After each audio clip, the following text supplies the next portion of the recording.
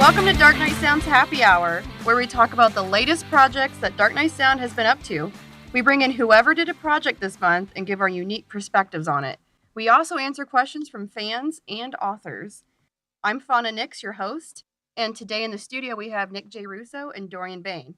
And disclosure, spoilers about the books will be discussed. With that in mind, let's get started. I have a bush with a straw in it. Do you? I do. There's a straw in your bush. There's a straw in my bush. How's that feel? With a koozie, it says America. Okay. Alrighty. Nick's got a Steel Reserve. I'm rocking a Steel Reserve today. Yeah. Also with a straw. Yeah, and Dorian? Yeah, I have a Yingling Light lager in the same Murkakuja you got. Cheers. So this podcast is really all of us just hanging out, throwing back a few, and talking about projects. Answering some questions. You can participate in our next podcast by going on our Twitter and hashtagging a question for DNS Happy Hour. So, moving on. Very cool. We're going to be talking about His Boy by Bink Cummings. His Boy. Yeah. It's a fun book. I enjoyed it. That was a unique experience for Dark Knight Sound. It was definitely different. Yeah, because it was a dual narration. Dual narration. I've never done that in my life, let alone here at Dark Knight Sound. Yeah. And yeah, we'll be answering more questions about that. But what did you think about the book? Both of you, Dorian and Nick. I mean, truthfully, I think it was a well-written book. It had a lot of really interesting parts to it. The story and the way it was laid out was really kind of surprising because I'm not going to lie, like when I first got it, like it has that taboo alert and you're like, "Oh man." And then it's like, "No, there's a lot of substance here."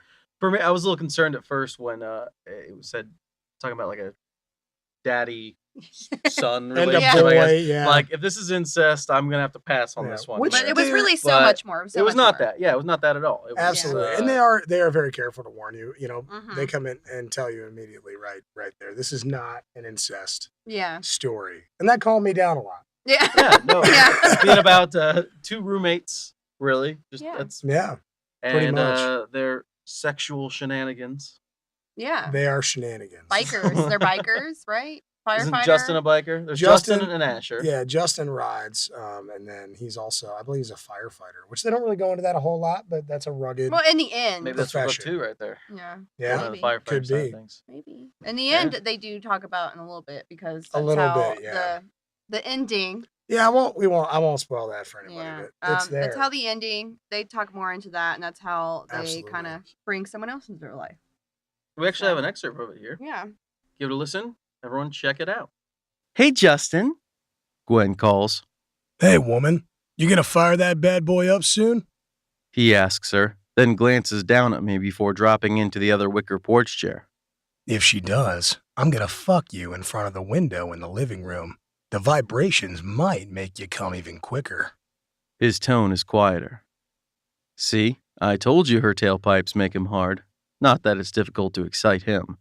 After our shower session, he ordered us some pizza, and we watched some TV. Afterward, while he did the dishes, I decided to grab a beer and sit on the porch. I'm not a fan of washing dishes. That's Justin's domain. I have laundry duty instead. If you want, I can, she says, and he looks to me with that naughty glint in his blue eyes. Lowering his voice, he winks. I'm serious, boy. Against that window. Shenanigans. Those are some shenanigans right there. Yeah. So, some questions from Bink. How difficult is it to produce an audiobook with dual narration? Do they read together, separate, then are edited in? I've always been curious about that.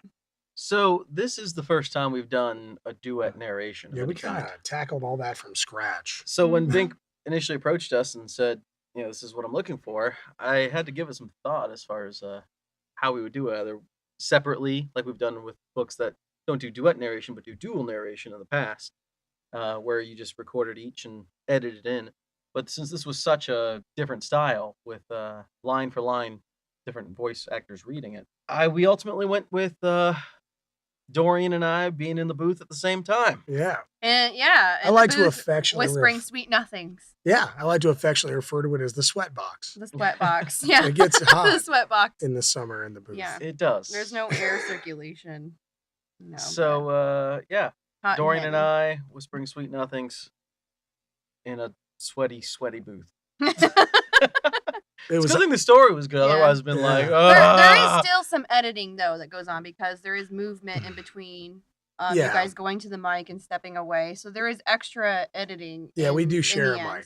mic. Yep. Yeah, you share a mic and a lot It does. more. It's a longer process overall. Is really what it comes down to. Is having two Absolutely. people in there. But I think overall it was a enjoyable experience being in. I had with, fun. I wouldn't mind doing something like that again. Yeah. No, it Yeah. wasn't So- bad.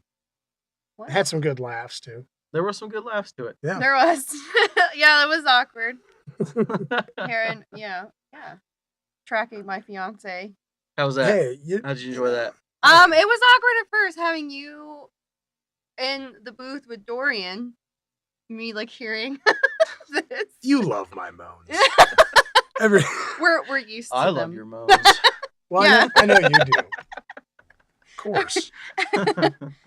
Oh my. Okay, how often do you come across poorly edited books that make it difficult to narrate/produce? And what do you do when this occurs? That happens on occasion. I would say it's really- happened less often. The more we've went on, the more we found some really wonderful things out there. I think just looking at these initially, when you look at the ocean of material out there, you just got to kind of look. And there's a lot of people out there that have a lot of really great stuff. The people who've been at it longer, I think, clearly have someone looking over their work and avoiding Absolutely. any sort of. I think particularly publishers will have someone Sure. dedicated to that, so that's the most minimal. So, but some of the authors Do a pretty good job of of doing editing. that. When we're narrating, there is an obvious mistake in a book. Oh yeah. And we will correct that like naturally to make it sound more natural. It is an obvious mistake. It happens. you know? Absolutely. I mean, if I can completely inference with almost 100% Yeah. accuracy based on Yeah. the context of the sentence, then that's pretty easy. It's a speed bump for us. If it's obvious, if it's an obvious Every mistake, once in a while, then it's tough just to corrected. spot them, though. Yeah, There's every some once that in you a while. wonder, like maybe that's how it's supposed to be read. It's easy when it's like a spelling error or something like that. Absolutely. But when it turns into like a structural error, Yeah. Yeah, when there's a that's- W in it's like, the, how are we you know supposed it's to wrong. edit that to sound good? Yeah, we try not to warp anyone's work. No, but of if course there's an not. obvious Absolutely. misspelling or that word's not the right word, then for the sake of the narration, we change it. hey man, we've got a But lot. it is approved by everybody. Absolutely. So. Right. We've got to look a lot of words up. There's- These guys have a vocabulary. There Yeah. are some funny They're ones. smarter than I'll say us. that. Most Oh, yeah. noteworthy one I ever had, and it stuck with me just because I don't know it's pretty funny, or maybe I'm overhyping it. I don't know. The one that made me laugh the most was a book we did, and it was during a sex scene.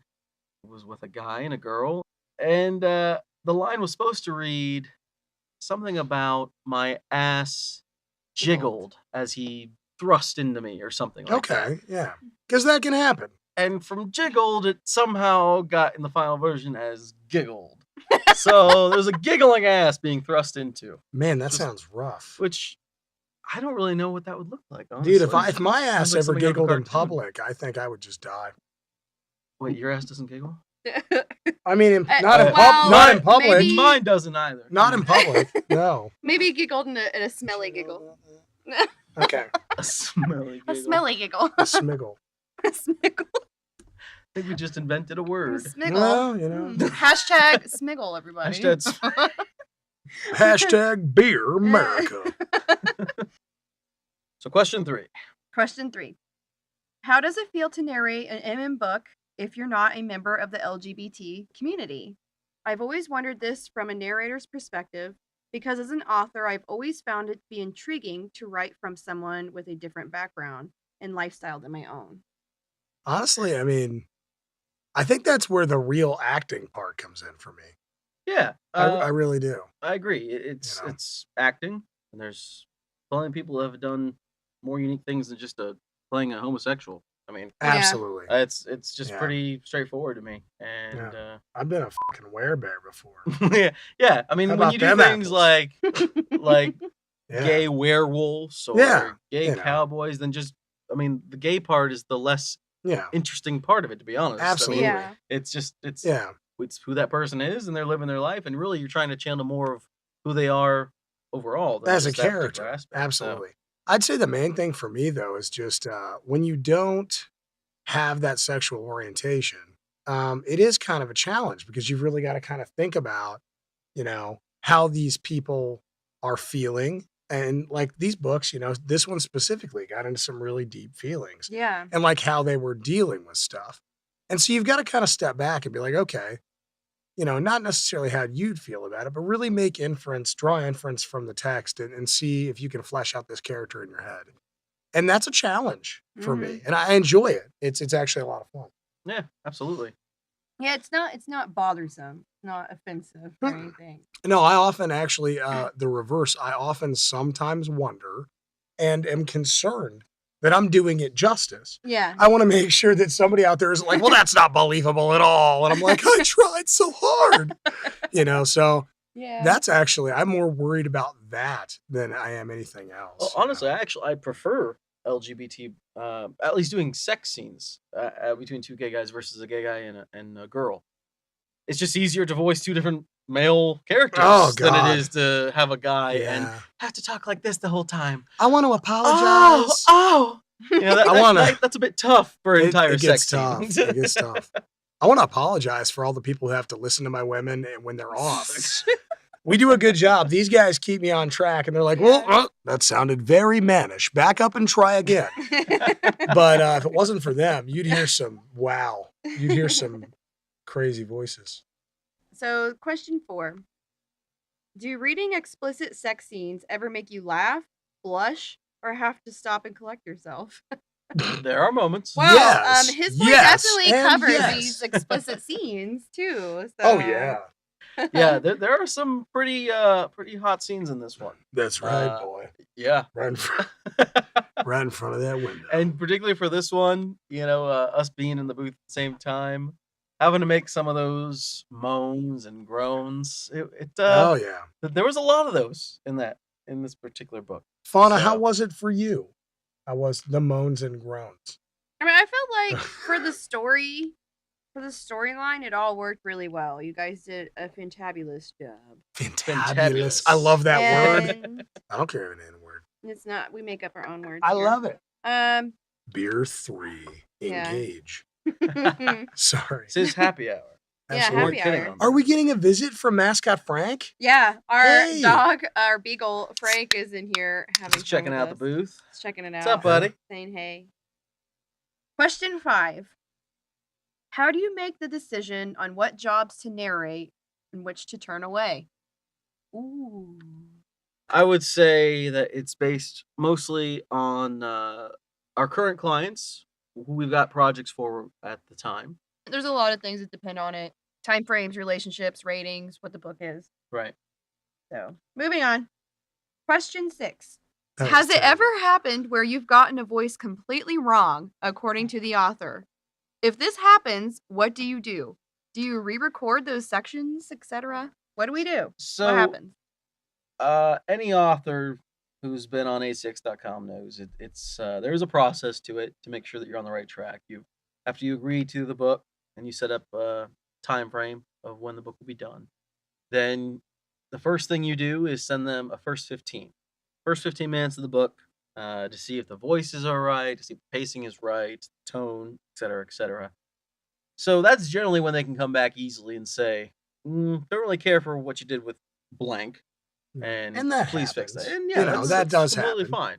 fine. That's the reason that's there. Is to make sure Absolutely. that But we we're also getting do a product. pre-production on each character. Absolutely. Yeah. That's So another we do factor have of it. voices assigned ahead of time. We do a pre-read and have voices assigned ahead of time. And Well, based on what we think, but then if they don't Mhm. like it, then we'll redo it and do something different. redo with it. it. We flag where they come in on the book. Yeah. And then we re-record those lines and then put them in and make sure the tone's matching. And Which is a tough process, and that's something Yeah. we try and avoid at all costs. Absolutely, because I And- know it's harder on you guys really than it is on No, us. definitely. There's a lot of post work on Yeah. that. Absolutely. So, and 99.9% of the time, everyone's been happy with the first 15, and Mhm. everyone's happy with the finished product too. What is the hardest part about creating an audiobook? getting the voices down and the inflections right. That's what I was Yeah. going to The say as well. accents, the inflections, like you have to, like what Dorian likes to say, get in that character and walk around Oh, for a little man. bit. Get in their You head. have to. Each character I've seen in every book I've done has been pretty radically different.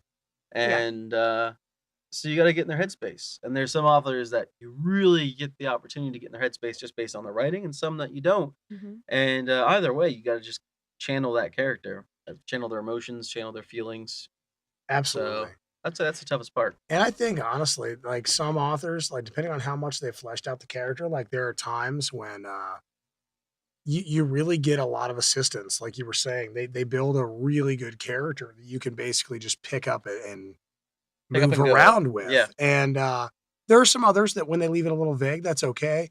You get to do more interpretive work, which sometimes is a little harder or sometimes a little easier, depending how you liken yourself to the character. But Well, overall, some of those are fun too, in a way yeah. where they don't give you stuff because Exactly. you have kind of room as an actor to Play. explore. You get to play with the guys a little more. Both which are is kinda good. fun. Both when they give you kind of character exposition and the way they tick, then you can be like, Yeah. okay, this is how I got to be. Otherwise, when it's open, it's like, I'll run with it. You know? Yeah. No, it can be kind of awesome. If you had to pick a character from His Boy that you most related to, who and why? Honestly, like it's kind of tough for me for a couple of reasons.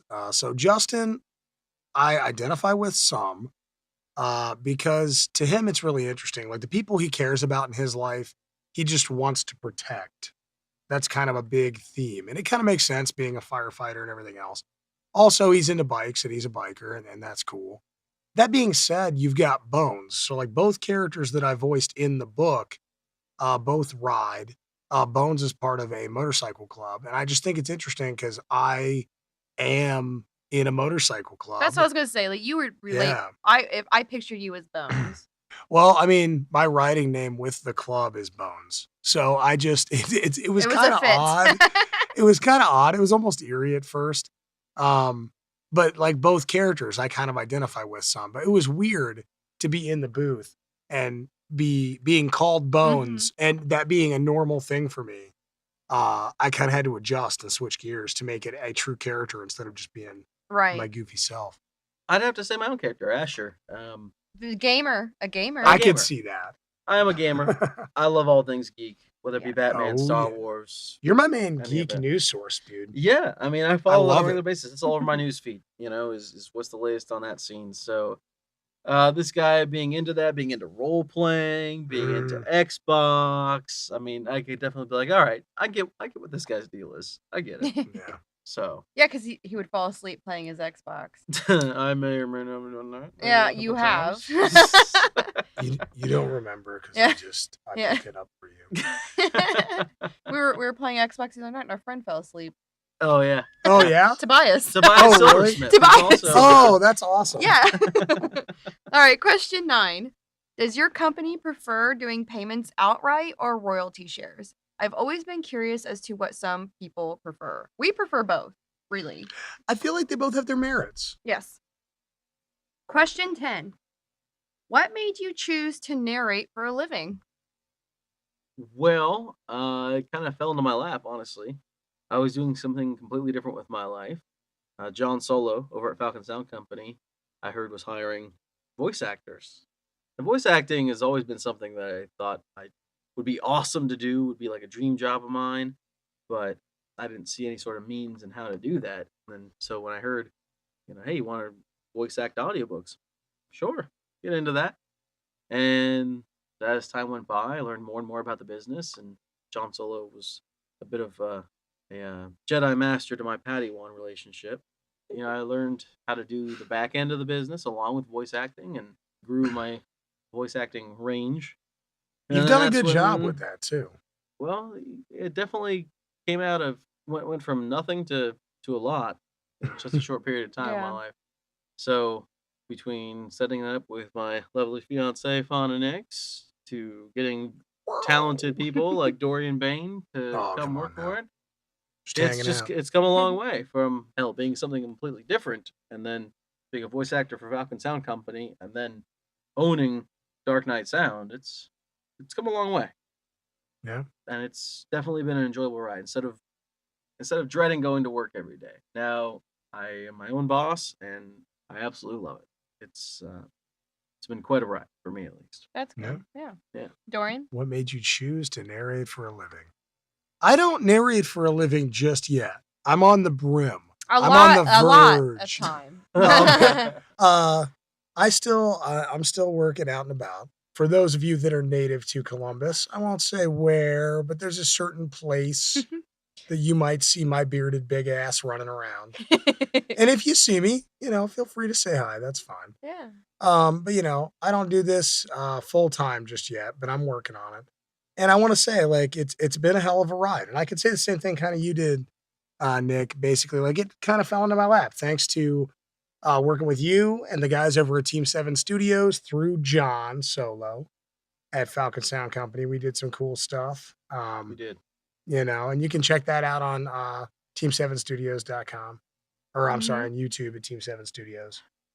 But that was a fun experience. And that was that was like dipping my toe in the water of the pool, basically, if you will, with voice acting at You all. voiced the character Cyrus and Absolutely. did that well. No, it was fun. I had a lot of fun with Cyrus, and after that, like doing the audiobooks with you guys and working with both Dark Knight Sound and Riptide now we're working with. I feel like it's given me an opportunity to do something I never thought I could have done.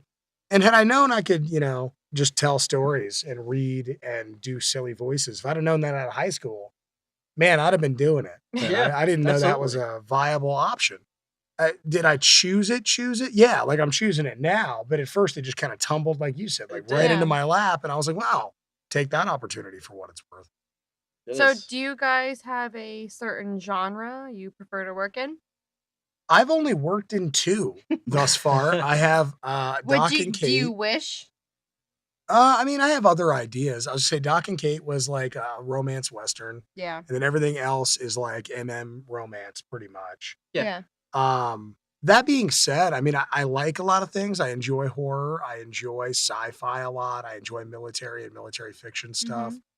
But that being said, like I have fun with pretty much everything I've done thus far. And some of the books have kind of blurred those lines with like the sci-fi, fiction, fantasy. Socrati kind of put us in an almost fantasy world. That was fun. So, I mean, a lot of really fun books so far. I would say like the Westerns are a lot of fun for me because it's just like a time where the rules are a little different. And that makes for some really interesting stories. And your character voices are always the best when they are Western cowboy voices. Yeah. I guess I watched a lot of cowboy shows growing up. Wait, what was the review? What was the review for his boy? It was Panty Wedding? Panty Wedding. Panty Wedding. Yeah. Panty Wedding? I don't know if I can say that about it. The weirdest part about that to me is that I pretty much used my voice for the main character that I played in his boy. And so thanks. That's awesome. Yeah. You know what? We need to find out. They read the reviews, by the way. Any reviews that go in like on audible.com and the blog reviews, we all see, we all read. Oh yeah, guys. You, Fauna, actually do most of the scouring. Not that we don't all find our own. Oh, yeah. But I got to credit you with that. She goes online, guys, and she checks out what's going on. So when you post something about one of our books or about us or whatever, we come and check it out. Question 12. Are there any rituals or things that the narrators use to try to get closer to the book they're narrating, to become more invested so they can show more emotion? Not really. Sometimes. Some water. I wouldn't say there's any sort of rituals. You drink some water. Sometimes when I'm at home, you do a pre-read. I do my pre-read, and then like right when I'm my Pre-read. pre-read, I do my pre-read. I do my pre-read, and then like when I'm done, Yeah. I just lie alone in a dark forest by myself, blindfolded for several hours. That's a lot. The pre-read, I think, would be the most get into the character to know. We do Absolutely. the pre-production, which you describe who the character is, kind of you. There's Set no the note taking. I scene guess that could be considered for a each ritual. person. There's note taking. There's no taking on terms of who the character is. Yeah. What kind of voice you picture in your head when you hear that character. Absolutely. And sometimes even you can model a actor or actress off of that particular character. Yeah. I've had fun with that in the past. Actually. As have I. I've been reading the book and hearing a particular character in my head sound exactly like this person. And so I'll pull up YouTube interviews of that particular celebrity and really try to emulate their mannerisms and style of talking so I can channel what that person sounds like. And then when you combine that with the dialogue already, it's pretty good. Yeah. Absolutely. So- And some of the dialogue in these is written really well. It helps. Yeah, that definitely So, helps. You get some realistic the major dialogue factor, and then actually. like a good actor voice. Boom. Oh yeah. There we go. Well, that ends the segment for his boy. Thank you, Bink Cummings, for the questions. Thanks, Bink. We Thank love you, you. Bink. We appreciate it. We're doing Dom of Las Vegas by Ooh. Trisha Owens. So this is a fun This one. is Nick Russo's baby here. Dorian will be chiming in just Oh, to be will Dorian. I got shit to say. Come on. now. Yeah. There's Ethan a lot to Winter. say on this one. Dom of Las Vegas was a fun book. It had just fun sexual chemistry Yeah. between the two characters taking place in a fun city. Ethan Winter with- was such a inspiration. I think. Inspiration? Yeah, Why? I mean, just because Wow. he was just working his way up, trying to be the best he could be. You know. Yeah, he was very focused on his job with the FBI, or trying to get a job with the FBI, I should Yeah. say, because the private investigation firm he worked for was hilarious. The people, his colleagues, were just the most fun to play in that book for sure. Yeah. And but then comes Maximilian Poole, and he's full of charisma, sex appeal, and style, and it was real fun to play him too, because was always direct and serious. Those are fun. So Those yeah, are fun characters. very powerful character. Yeah. He essentially He was owns Las powerful. Vegas. Yeah. So I mean, he's this guy. He's got this private investment firm, security firm, actually, Mhm. with a bunch of young, sexy professionals. Like that's who he hires, and that's who he is, and that's what they do in the city of Las Vegas. It was really, really fun to play a character that had just 100% confidence at 99.9% of the time. You know? Yeah. Really throwing his weight around and Oh, like yeah. doing some stuff. Oh yeah, he's got a rival in the book, and some shit goes down with that. Yeah. and it's Okay. fun. But it sounds fun. It was really fun. Well, there's So. some questions from Ooh. Trisha. From the lovely Trisha Owens. Yeah. And we seen pictures of you. You're so pretty, Trisha. I have not seen pictures of you, Trisha, but I'm going to take Fauna's word. I don't disbelieve anything. My she straw says is falling into my steel reserve. Oh yeah. no! So We're I all drinking switched. from straws. So by I the have way. I have switched. I drank through my Yingling. Yingling, and I'm drinking a Bush Now we're with a straw, welcome. as per Fauna Nix's recommendation, because it is classy. It's very classy. There you go, sweetie. You know, it doesn't ruin my lips. It works. It works. Okay, first question. Do you need to get into the mood or into the minds of the characters, or are you able to jump right in and begin performing? I'd say it's a little bit of column A, a little bit of column B. Oh. You know, like you need to know based on your pre-read and your notes of who this character is. Definite. Because trying to jump preparation. into them blind, I can't even imagine that. But It's suicide. It's, well, you get some bad reads. I mean, you could be like Absolutely. someone who doesn't know the character, and that's you gotta feel the So- character out so you know what you're doing. right. I agree. But at the same time, you know, you're switching back and forth between two very different characters. So for one line, you're talking about Ethan, who is he knows what he wants in life and he is striving for it, but oh god, this Maximilian guy is so hot. And on the other side, you have Maximilian, who is completely confident and secure and powerful, and he owns the city. And so you got to get in two different headspaces, essentially. I imagine if you owned more or less owned a city or it was in your pocket, you'd feel pretty confident. Yeah. Like that would be a and tough. that definitely comes across on the He mindset. was a page. very for sure. confident Absolutely. character. Which character did you enjoy performing the most? Definitely Maximilian, for the same reasons I've already discussed. It's he's a very cool, collected individual, and other than crazy villains, he's been one of the most fun to play. Yeah. Which character was the most challenging? as much fun as he was to play, I'd say it also goes to Maximilian, just because there's constantly an expectation of all his lines to come out a certain way. And if he comes out and it sounds awkward, if the line is weird, then I'm going to take a retake on it. And sometimes that can happen anywhere from just a couple of times to even a dozen times of just saying, nope, I'm not hearing this right, and just delivering the line. And, it's that can be probably the most challenging of all the characters. All right. Have you ever been to Las Vegas? And if you have, was it as exciting as the events that occurred in Dom? I have been to Las Vegas a couple times. It's one of my favorite vacation spots. I'm actually hoping that me and Fauna can go there in the fall. Yeah. Because that's where I'd like to be spending my 30th birthday party. Yeah. Maximilian's definitely much more rich and powerful than I am, so he's probably had more interesting times in Vegas than I have. Right. No, do tell. But I have had some fun times in Vegas. From traveling the Strip to going into some sketchy parts of Vegas, actually. You went to the pawn shop. Yeah, Yeah, I the was pawn gonna shop on say. Pawn Stars. Me and my buddies checked that out, and we made the mistake of walking from the Pawn Star shop back to the Strip, which is a bad idea because they're not close, first of all. And more importantly, you walk through a really shady part of town when you go from the Pawn Star shop to the Strip. So we won't be doing that again. But my friends and I did stage a fake wedding between my buddies. That was fun. Yeah. How'd they go? They got married, quote unquote.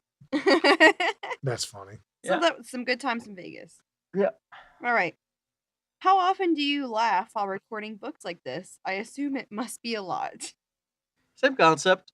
If I even being in this booth by myself, if there's a really extreme line or during some sex scenes, it can get to be things where I'm sitting in here just being like, oh God, yes, and it's like I gotta stop and compose myself and then get back to the narration like it was incredibly sexy. Yeah. The majority of my readers are women. Does it surprise you that so many women enjoy gay romance? That's not the first time I've heard that, actually. I knew that shortly after I started doing this, that the majority of the audience was female readers. I'd say initially it surprised me, but now that I've known about it for a while and I've gotten to read more, it seems like it's, being written by women, I think it's tailored to women. Yeah. Like, so, if that's the case, that's fine with me. And we're not judging you. Yeah. I would kind of agree a lot with that. I would say like a lot of the authors tend to be women, and I feel like they present it in a way that a woman can appreciate. Absolutely. Which is easier to narrate, gay or straight sex scenes? Is this a matter of comfort or of the challenge of the voices or something else? So we talked about this a bit when we were talking about Pink Cummings' book, His Boy, but I actually feel more comfortable doing gay scenes as a heterosexual male. It's simply as a voice actor speaking, it's easier to pick out two male voices than it is a male and a female voice. Less vocal acrobatics. Exactly. Yep. So I don't mind doing male and female scenes, but it's definitely more challenging to do that. So if I just want to kind of get into a comfortable zone, man on man is the way to go. It's a comfortable zone. Yeah. All right. We do have a clip of His Boy to play for you all. I'm excited. This will be the first I've heard of the book. Mm-hmm. Yeah. It's got a pretty hot scene in the bathroom. Oh, yeah. That was a big good thing. One? Yeah, that was pretty intense. Yeah. And so this is a small piece of that. Here we go. Ethan didn't know why, but he found himself nodding. He felt caught under a spell, Poole's calm discussion of Ethan's arousal putting him into a sexual trance. Another pause from Poole. Then, stroke it for me. Ethan's mouth fell open. What? Uncertainty softened Poole's face for half a second, and then disappeared, replaced with near arrogance. You heard me. Ethan realized he'd begun squeezing himself and quickly stopped. I heard you, but... He faltered. Here? Poole's gaze hardened. No one is forcing you, Mr. Winter. The choice is yours whether to obey me or not. The word obey may as well have been a whip cracking across Ethan's shoulders. He closed his eyes and shuddered. How very revealing, he heard Poole murmur softly. Tell me, Mr. Winter, which part of what I said garnered that particular reaction from you? That was a good read, man. Thank Yeah. you. I really enjoyed that. That was fun to do. I think like that I was said, being about it's- submissive, right? Ethan was a submissive. Yeah, a dom and sub relationship, which I've done books like that before, but this had a lot of fun to it. Just Ethan having no experience in this world at all, and definitely being attracted to Maximilian, but not really knowing this type of role before. And for him just to kind of lay it on him like that, like this is what I'm looking for, and him just to take it, it was a lot of fun to play that dynamic. So No, it definitely sounds like he was caught off guard initially, and that Yeah. made for some really intense moments. Yeah. So another cool part about this is it's actually a series. This does not end with book 1, and while I'll be starting book 2 here pretty soon, book 10 is going to be available in paperback form. No, it is available. It is available now. So it's available now, Sin City 10, and it's got a really cool plot synopsis. In Dawn of Las Vegas, Max lured Ethan to Vegas with the promise of a life of luxury and mind-blowing sex. But in the course of 10 books, what was supposed to be a purely sexual arrangement has evolved into an intense, loving relationship. In Significant Other, Max and Ethan face their greatest challenge yet, Ethan's parents. How much of the truth is Max willing to reveal in order to keep Ethan happy? And how much money would it take to keep them in the closet for good? So, that is available exclusively on Amazon right now. And it'll be available in audiobook format Sometime in the future. sometime in the future after I get through 2 through 9 of that one. So, that'll be a Thank fun you, series. Trisha, for the questions. Yes, love thank you so you. much. All right, our next segment is Hell on Wheels by Z.A. Maxfield, which Nick did. So you want to play a clip? Sure. This was a fun book to do. I got to do a British accent for it, which Ooh. is fun. Yeah, with Nash and Spencer. Nash and Spencer, Spencer being the Brit. Mm-hmm. So, with that in mind, here we go. Nash unzipped his jacket and shrugged it off. There wasn't much room to maneuver. He ran a hand over the sleeve of Spencer's sweater. I like the way this feels. Cashmere. Spencer glanced down at Nash's hand. It's so soft, but I'd rather... Nash dropped his hand back into Spencer's lap, lightly cupping his balls. Spencer's cock surged in response. Oh yeah, look at that. Spencer squirmed. What if someone drives by? It's late, the weather is terrible, and we're not exactly on a main highway here. If someone comes by, we'll tell them we're waiting for a tow. That's the truth. Exactly. Are you always this impulsive? I've been told, yeah. But... Nash laid his finger over Spencer's lips. If you've changed your mind, just say so. No problem, okay? I haven't. Okay. Then let me give you something else to think about. Levi's 501s. The original button fly. Cool. All right. That was good, man. Thank you. I enjoyed it. He's kind of breathy. I tried to go with something that was very, with a level of sinister to it. He's a bit of a dreary character because he's been through so much. But I so- enjoy it because it's light too. Yes. Like, it's- yes. It's not heavy-handed. That's what I was going for. Yeah. Yeah. Well, Yeah, that was but- good. It was a good book. This is another one of the Blue Water Bay series. Yeah. Oh, is that in and- the Blue Water series? So it Yeah. is. Very cool. So, yeah, you and Tobias will be coming out with one of the Blue Water Bay series. Yeah, next next month month Absolutely. you'll be Burnt hearing toast. from Dorian and Tobias. about their That's gonna be experiences fun. doing burnt toast together. Blue Water Bay is a good universe because it all takes place in the small western Washington with the film set of Wolf's Landing taking place. So a lot of intrigue, a lot of interesting stories to be told there. Yeah, it's a Other really than- unique universe because of the It way they join everything together based almost on the production of one show. It's centered around all one show. Some of the stories take place around actors, including this one, and some are just citizens of the town of Blue Water Bay. It's all pretty fun to do. I like the detail. Like Blue Water Bay goes into detail of the weather. I've never been, but I kind of know what it's like. Kind of makes you want to go, doesn't Because it? of the weather. Yeah. I mean, you hear about it. There's some fun points. The fog and the just sailing. the rain. There's some sailing in Blue Water Bay. The rain. At least that's a prominent activity and makes me want to sail. Yeah. Yeah. I love fishing. Yeah. Oh, yeah. No, my fishing. mother actually used to, once upon a time, a long, long time ago, she actually lived in Washington, just off of a naval base. And she told me the weather there was really interesting all the time. Yeah. And I never really got a look at that until I looked into some of these books. And like when I was reading through Burnt Toast, and like you're saying, as you went through this, it is kind of neat because a lot of the people that are writing these stories really, they've either done their research really well, Yeah. or they've at least all agreed on kind of a cosmology when it comes to the weather in that Right. region. I mean, these authors, they go through a lot to research. I mean, we've talked to them, and they go through a lot to research everything. They do. They try to be as accurate as they can. In this one in particular, really fun story of Nash and Spencer. Spencer being one of the regulars on the show, and Nash being someone from the town. Nash is living his life as a mechanic and stumbles into Spencer on a once in a blue moon encounter, and they grow from there. And Yeah. a lot of fun backstory between each of the characters that you see throughout the book.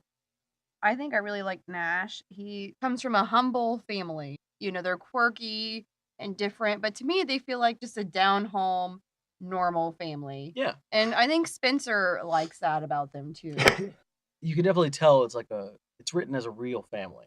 I really like the dad, Nash's father. He's very off the cuff with them, very just random. He invents as seen on TV kind of stuff. Oh, okay. And Cool. he'll have ideas while he's having a completely different conversation. He'll be talking about Nash's love life, and he'll be like, He'll go "You off. think Christians would like a Jesus waffle maker? Was it Jesus Egg sandwich. egg sandwich maker?" We have some questions from Z.A. Maxfield. Do you like doing audiobooks? Do you enjoy this? Well, that is definitely a yes. I mean, as we've said before in this, it's something that fell into our laps, and it's just a bit of a dream job for me personally. I mean, it's voice acting, so much better than anything I've ever done before. It's not like work. It doesn't feel like work. We It's can, like a work pastime. the entire that's day, work. like 12, 14 hours, and we don't really notice we work 12 to 14 hours. A lot more work than a normal job, but Yeah. much more satisfying. Yeah. For sure. What else we got? Which do you enjoy more, humor or suspense? That's a tough one. Yeah. Both when written well are really fun to do. Humor, I think overall I've had more fun with humor. So I think humor has a lot more fun to it because when you're really in the zone with their jokes, with what they're talking about, delivering those lines can just be really entertaining. Because the lines are funny. You don't have to come up with the joke off the top of your head. You have the joke. All you have to worry about is delivering it in a funny way. And when it's a funny joke, it's really funny. But in that regard, suspense is also a lot of fun too, especially since you already know what's going on with the pre-read. You can kind of build up to it a bit. You And, talk quicker. You make quicker, everything more yes. intense. Yes. That applies both to like raw horror or even in like romantic sexual scenes. You're kind of building to a climax, and so you're going to be a lot more into it. Your voice is going to be quicker, and then you're going to reach a plateau. Yeah, it's So- all about, for those kind of scenes, whether, like you said, whether it's horror or a sex scene or a romantic scene or maybe even a dramatic scene. Mm-hmm. I think that it's more about like building up just that tension. Yeah, for sure. Are accents difficult or fun for you? Depends on the accent. Isn't Yeah. that the Definitely truth? depends on the accent. Uh, I love doing English and I love doing Australian, and I think I do pretty good Spanish for the most part. Yeah, and Christmas Kitsch. Christmas Kitsch. That was Shout fun out. to do. Shout out Amy Lane. Yeah. But let's see. I've had to do a Scottish accent before as an old Scottish woman. and that guy. And that was a little tough. That sounds challenging. That was to me. challenging. I think I got through it, but it's... How much does knowing no one will see you change your performance? That helps. I mean, you can be more natural. You don't have to worry about stage fright or anything like that. No one's going to see you. Sweatpants. Sweatpants, shorts, definitely coming to work is pretty casual. Mhm. Yeah, it's pretty casual. You don't have to worry about taking a bad take because all your bad takes will be taken out. Yeah. So Yep. I mean, it's definitely like I've done, and I know you have too. Like I've done some stage performing before in my life, and it's not like that. Like you get a do over, Totally. So if it's not exactly right or whatever, and there's no physical interpretation of your performance, so you can listen through it, see where you sit, and then make a judgment call as a team. Right. And I think that really helps. Yeah, I think that saves our butts a lot. absolutely. So, how'd you feel about doing the British accent for this book? I've done a British accent before. It's fun. Actually done it several times in some of my past work, so it's pretty comfortable to do. I actually have a couple You have some different British good accents. I've voices, got yeah. like my proper accent. That's Yeah. That's very Spencer's, distinguished. right? That would be That's Spencer's voice kind of for the most accent. part. Yes, is Spencer. A little softer. But then you got, the Manchester accent, eh? You got to talk a little bit more, More dirty. rough. Just little like Yeah. a standard bloke. Just standard bloke, Just right? any bloke. Yeah. Yeah. And I've done both in books, so They're Yeah. fun. they're fun. Fun to I love do. it when you get to do that accent and then use British slang like bollocks. Bollocks. You know, Or when shite. Or arse. shite, When you're an arse. arse. Yeah. So that is going to be Hell on Wheels, and that is going to be a part of the Blue Water Bay series, which is an ongoing series that we're doing here at Dark Knight Sound for Riptide Publishing. Fantastic series with a bunch of fun stories in it. The next one after this one is going to be Burnt Toast. And then shortly after that, Lights, Camera, Cupid, which is a series of short stories within the universe of Blue Water Bay. So, That was a fun so one. check that one out. And Yeah. there's plenty more after that as well. And now for something completely different. And now So- we're switching platforms a little bit. Very Yes. different, by the way. Video games. Oh, yeah. PC games, to be specific. And it is called Welcome to the Game, where Right. Dorian plays the role of the victim. Yeah, we are branching out not just to audiobooks here at Dark Knight Sound, but into video games as well, and potentially animated movies, which is still to come. But this is the first step into other platforms that we've taken with Dorian Bane in the game Welcome to the Game. Fun and excitement. Where the moans were quite different. Yeah, this they're- was not they're a sexual story. You want to tell them a little about it, Dorian? Yeah. So basically, Welcome to the Game is sort of an adventure in its own right. I would call it a suspense horror game. And basically, the idea is that you're hanging out in your house and you're doing some research online to uncover this mythical red room. And within the red room, there is someone, this guy, being tortured. If you get all the codes and actually find it, you can see video of that. And so like they said, the screams and moans, Yeah. probably not what my fans are used to hearing from me. No. But if you have Screams of torture. honestly, it's kind of intense doing them because I don't know, as you're doing it, it's kind of like anything else. Like you want to sound as close to reality as you can. So then you find yourself sitting there like, okay, how would I feel if one of my fingers was just suddenly clipped off? Okay, how about 5? Yeah. That's hard. That's spooky stuff, man. The one that I think you most accurately embodied was the eye gouging one. Oh, He- man. He scooped out your eye. Yeah. And Yeah. you made a noise at the beginning that just really captured. It was like, Yeah. Absolutely. it worked really That well was great. for that. Particularly after we saw the finished product with Absolutely. your sound effects plus the animation plus the other sound effects of whatever the hell he was The doing. to you. wonderful noises So- that they used for that game were enticing. In fact, we watched a guy on YouTube playing the game. Mhm. And he was like watching the scene before anything happened. He's like, "What is this?" And you see him just like intently watching. And then as the game cuts, it cuts to you being tortured, and you see the guy playing the game slam back in his seat, like, "Whoa, that was unique." It's not every day that somebody comes to you and they're like, so I want you to pretend you're being tortured horribly. If you guys want to check out Welcome to the Game, feel free to pop on Steam. The game runs for a whopping $2. So I guarantee you, I mean, you're going to get your gameplay value out of it for $2. It's a first-person game. You kind of move around in the guy's house. Sometimes you have to hide from people. You hear things outside of your house. You shut the lights off and you hide in your room. If you're unsuccessful, you will be kidnapped. And I assume then tortured in a By a freaky creepy room. Russian man. Yeah, Yes. that guy did a great job. Yeah. He did. Man, his voice is so startling and terrifying. So he did a good job too. So, on top of the video game, Fauna Nix also did a title this month. Woo! I did. It's a vegan cookbook series, the best compilation of vegan cookbooks offered by the Essential Kitchen series. Yummy. How was that? It was fun. I mean, it was a cookbook for people who aren't into cookbooks. I guess that wouldn't be very exciting. This is very different from. It's a different world. Oh, yeah. It's a definitely different switching world. gears. You know. Well, they've got, it's a vegan cookbook, so they've got like zucchinis and squash and other long and penis I shapes. love large zucchini. Anyways. I was a pretty big fan of all the smoothie recipes in that book. Ooh. Yes. That was fun.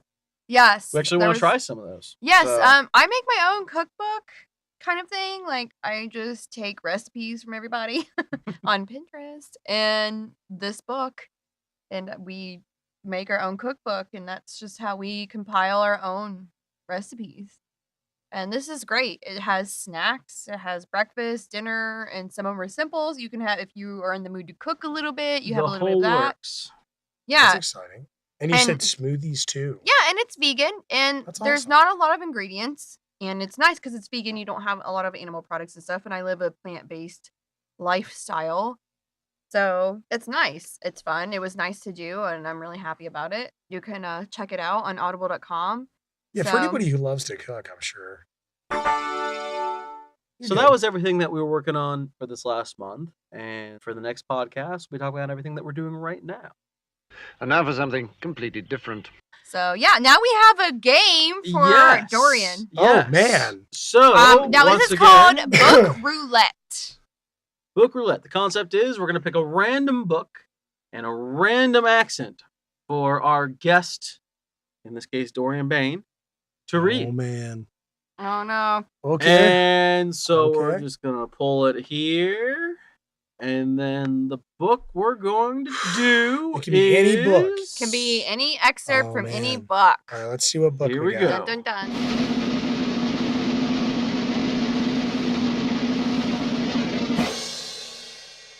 We Okay. got 50 Shades of 50 Grey. Shades of Oh, Grey okay. in a Russian accent. Wow. Woo! Okay. So, Oh yeah. Am I take a going look straight at through? this Okay. Yeah. thing here. Wow. This is we the got an excerpt excerpt right here. in front of That. you. So go ahead and in a Russian accent, Dorian, go ahead. Go and ahead. Give that a shot. Yeah. Sounds great. Okay. Wait, actually, hang on a sec. Let me set the mood first for this particular scene. Okay. Oh. All right. Oh, there we go. Without further ado, Dorian Bane reading 50 Shades of Grey. And a Russian accent. These clamps are vicious. He brought the nipple clamps. We'll use these. They're adjustable. Christian, my sexual mentor. My mouth is already open from panting. I open wider, and he slides a large, cool metal object between my lips, shaped like an oversized baby's pacifier. It has small grooves or carvings. I'm going to put this inside you. You like that? His fingers trail between my buttocks, spreading oil.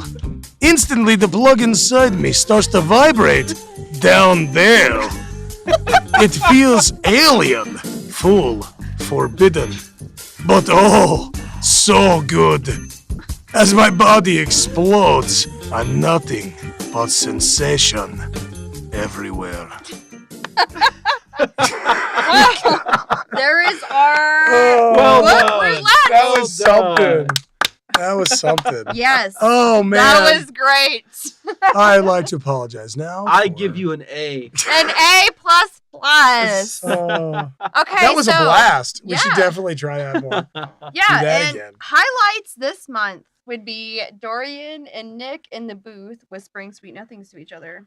Oh, okay. I hope we get to do that again. No, I had a good time, and now I Yeah. understand. Yeah. Like, his comes delicious. Yeah. It only happened one time, and it was a misfire. Okay. Mm, No, I had a lot of fun with it. I hope we can do stuff like that in the future. Yeah. I really enjoy it. It's a little Duet warm. narration's a different take on it. Yeah. And you know All that right. just about does it for us today on Dark Knight Sounds Happy Hour. And thanks for tuning in and checking out what we've been up to. If you have any questions you'd like us to answer in our next podcast, tweet us at Dark Knight Sound, #DNS Happy Hour. We will be giving out promo codes. Free books to the first handful of people that will be tweeting us questions with #DNS Happy Hour. Check out our social media. We are on Twitter, Tumblr, Facebook. We have a board on Pinterest. We have a collection on Google+. Now we're on YouTube. And check us out on www.darknightsound.com. Like us, follow us, talk to us. We love talking to you. Subscribe to our YouTube channel and give us a like while you're at it. Bye, guys. Love you. Thanks for hanging out. Till next time.